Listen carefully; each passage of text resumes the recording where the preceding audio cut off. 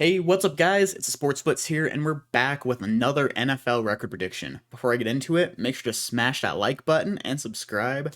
Guys, we're getting closer and closer to 1,450 subscribers, so if you're not already subscribed, that would really help out the channel. Um, Honestly, with this one, the Tampa Bay Bucks, I think I have a pretty good idea of what I'm gonna predict.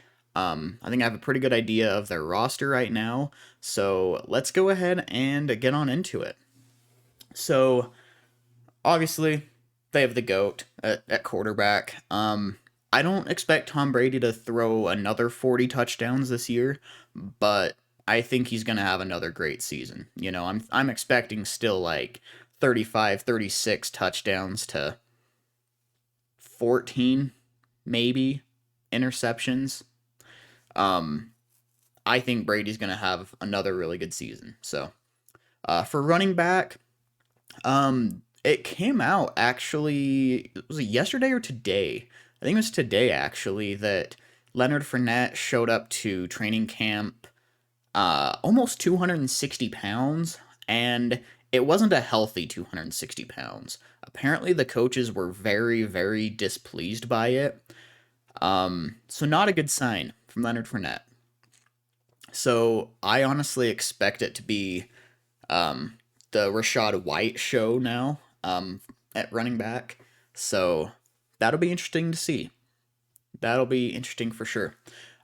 Wide receivers, I mean, they're stacked. Still got Mike Evans, still got Chris Godwin.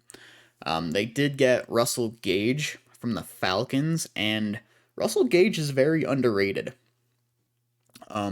I think Gage, honestly, this last year, besides obviously Calvin Ridley, and you could argue Kyle Pitts, but Pitts is really a tight end. But Russell Gage, besides them, was their best receiver. I mean, so for him to be the number three receiver at Tampa, I mean, that's pretty good. Tyler Johnson isn't bad either. Brashad Perriman really isn't bad. Scotty Miller is a big play receiver. Um, and really, I actually know Devin Tompkins personally, so that's cool. I really hope he can make the roster. But they've got some really good receivers. Tight end is a little iffy. Cameron Brate is solid, but I don't know if they're going to be able to do much beyond that at tight end.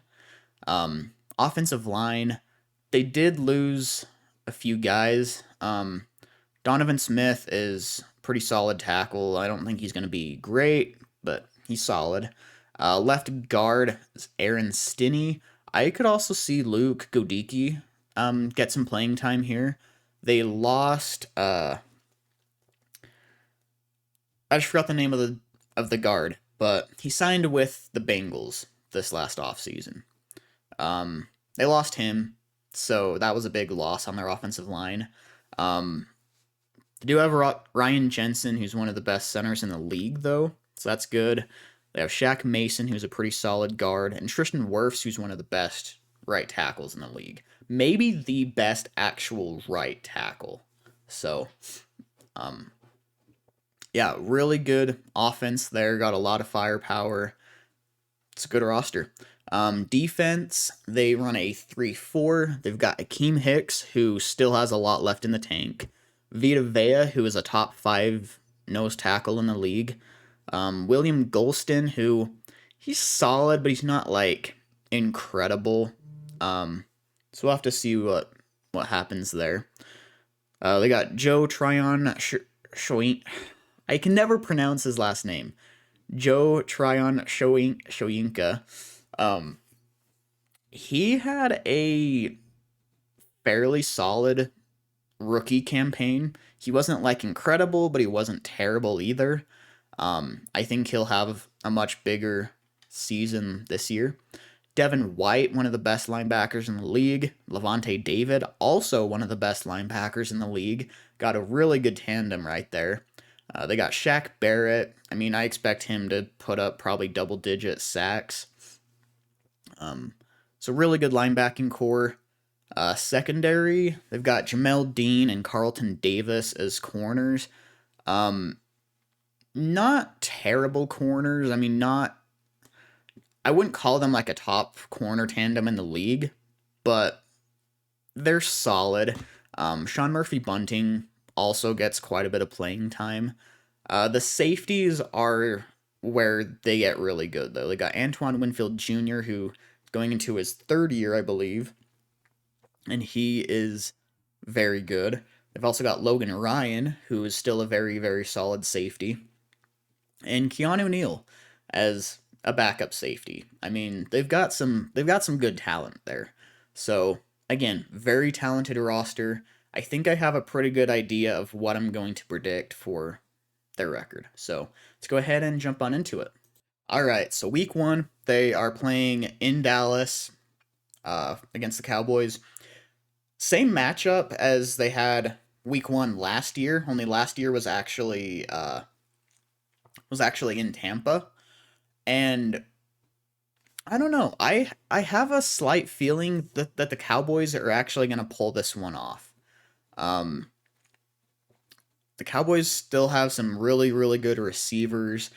I expect Dak to have another solid season. Um, I'm gonna go the Cowboys here. Okay.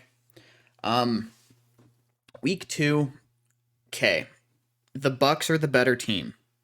I'm gonna say that right off the bat. The Bucks are the better team, but the Saints kind of own them right now. I don't know. I think the Bucks have only beaten the Saints once since they've had Tom Brady, and that was in the playoffs. Really, until they're able to get a good convincing win over the Saints, I'm gonna bet on the Saints every time.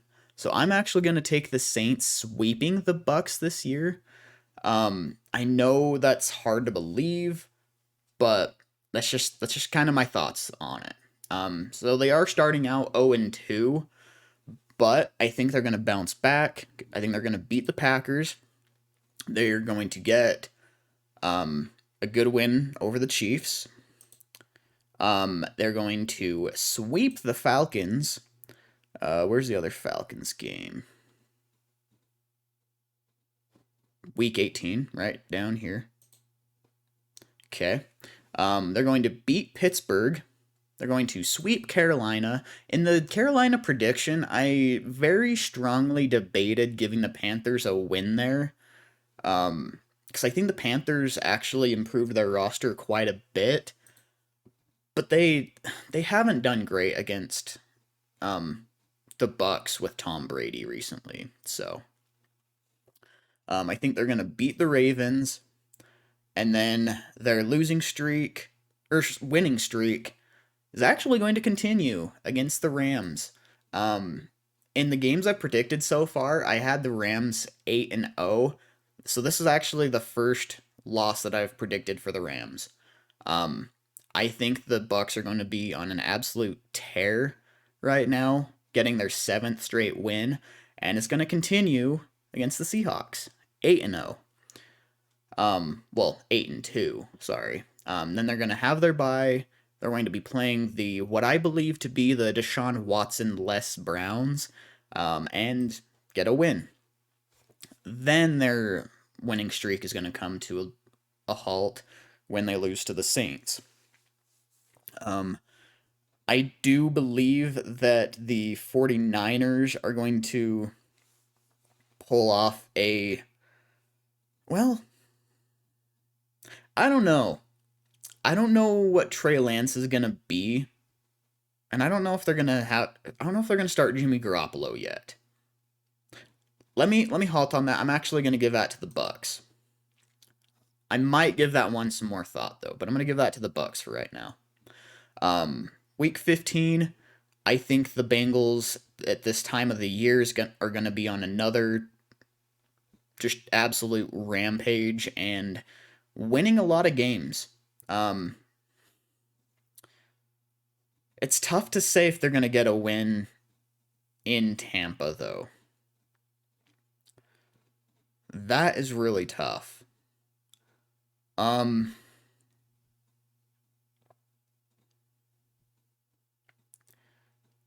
That's really hard to say. I mean, Joe Burrow has improved so much. They've got some amazing receivers. Their defense has gotten better. Their offensive line has improved. That's a tough game to predict. I know in my Bengals prediction, I had them actually losing to the Bucks. It's tough though. I'm I'm like right in the middle though. Like I could see either team winning. I I see right here a high scoring game that really comes down to the wire. I expect both teams to put up more than 30 points. I think Tom Brady's going to clutch it out and win it. Week 16. Now, I'm not super high on the Cardinals this year. I'm really not. A lot of Cardinals fans probably hate me right now. But I think they're going to get a surprise win right now. DeAndre Hopkins won't be suspended anymore at this point in the season. Hopefully Kyler Murray can, you know, still be playing well this late in the season. I know he didn't late last year, but I don't know. I feel like the Cardinals will be kind of the opposite this year as they were last year. Okay, like I think the first half of the season, they're really going to struggle without DeAndre Hopkins.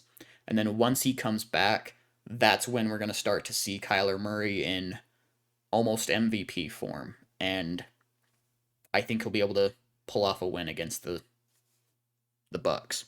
So overall, that has the Bucks with a 13-4 record, winning the NFC South. Yeah, I think they're going to be an amazing team.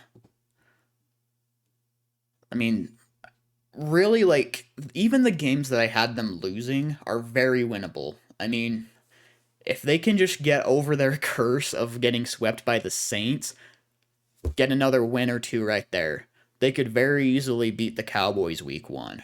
And again, they could beat the Cardinals too. Really, I have the Cardinals as like an 8 or 9 win team. Very winnable game. So 13-4 is not necessarily the Buccaneers' floor, but it's definitely not their ceiling. I think their ceiling is like 15-2, 16-1-ish, to be honest. Still a very good team, but I'm not going to expect them to go undefeated. So, anyways, thank you so much for watching. Again, be sure to smash that like button and subscribe, and I'll see you next time. Later.